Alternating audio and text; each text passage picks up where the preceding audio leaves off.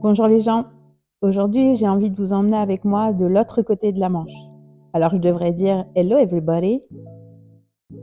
Comme beaucoup d'entre vous le savent, ma vie de femme et de thérapeute est bien remplie et j'ai une chance immense. Une partie de mon cœur bat en Angleterre, là où vivent ma fille et mon petit-fils.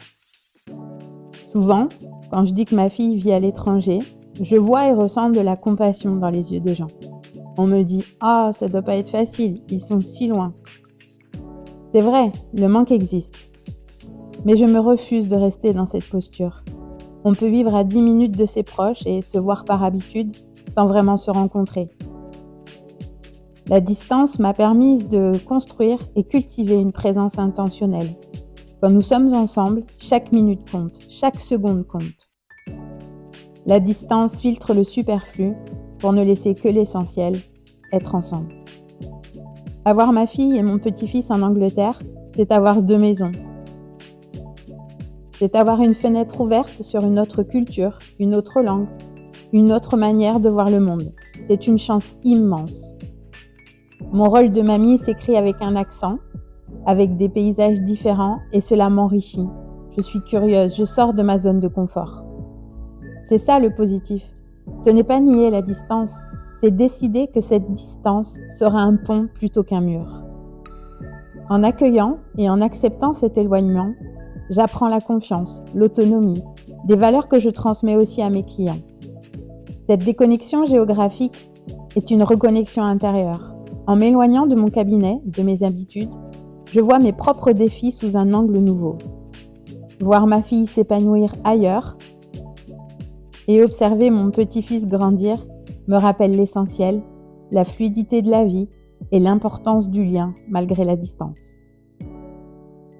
Chaque retour est pour moi un nouveau départ, avec une clarté que je n'aurais pas pu obtenir sans recul.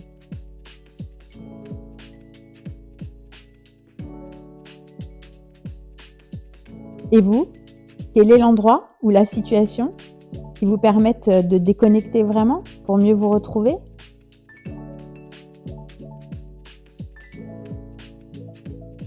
Nous n'avons pas tous et toutes une fille en Angleterre, mais on a tous besoin d'un ailleurs.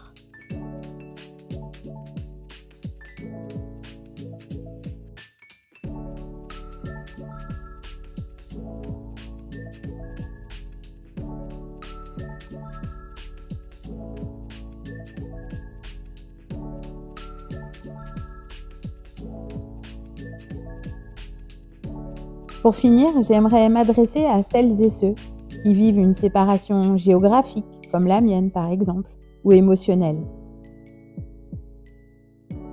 Souvent, en cabinet, je vois des personnes souffrir d'un vide laissé par une absence. Mon conseil aujourd'hui est d'essayer de pratiquer le positivisme de ce lien. Au lieu de dire « il me manque », peut-être pouvez-vous dire « quelle chance d'avoir dans ma vie des êtres qui comptent assez pour que leur absence crée un écho ». La douleur du manque est la preuve de la force de votre amour.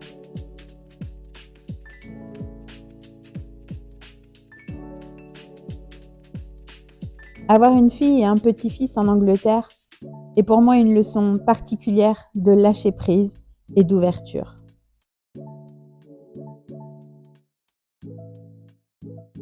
C'est accepter que l'amour n'a pas de frontières et que la distance, loin de nous affaiblir, peut devenir le terreau d'une relation plus consciente et plus précieuse.